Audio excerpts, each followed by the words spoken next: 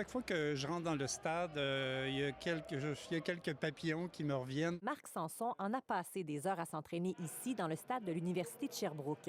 Entre 1985 et 1989, il faisait partie de l'équipe d'athlétisme. J'étais excité de porter les couleurs du vert et or parce que on avait un bon programme. Mais pendant tout son parcours universitaire, il a caché son homosexualité. C'était tellement sombre ces temps-là que c'était même pas une option de faire mon coming out. Je me sentais quand même assez seul, malgré que j'étais bien entouré avec des amis, mes coachs. 40 ans plus tard, l'artiste peintre est bien impliqué dans la communauté LGBTQ+.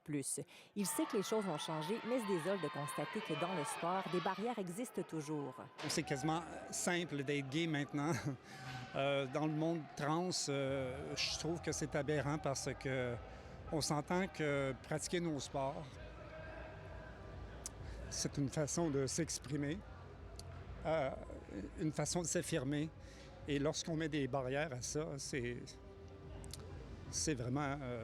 ça a un non-sens. En partenariat avec le Vert et Or, Marc a créé une bourse visant à soutenir les étudiants athlètes de la diversité sexuelle et de genre. Je veux célébrer cette personne-là qui a le courage d'être authentique dans notre communauté, pratiquer son sport, être libre. Marc, il a fallu que toi, tu fasses le premier pas. Le directeur général du service du sport et de l'activité physique, Simon Croteau, croit que cette bourse envoie un message clair. À l'Université de Sherbrooke, tous les athlètes, peu importe leur orientation sexuelle ou leur identité de genre, sont les bienvenus. On parle de sportifs, mais ce sont aussi des humains.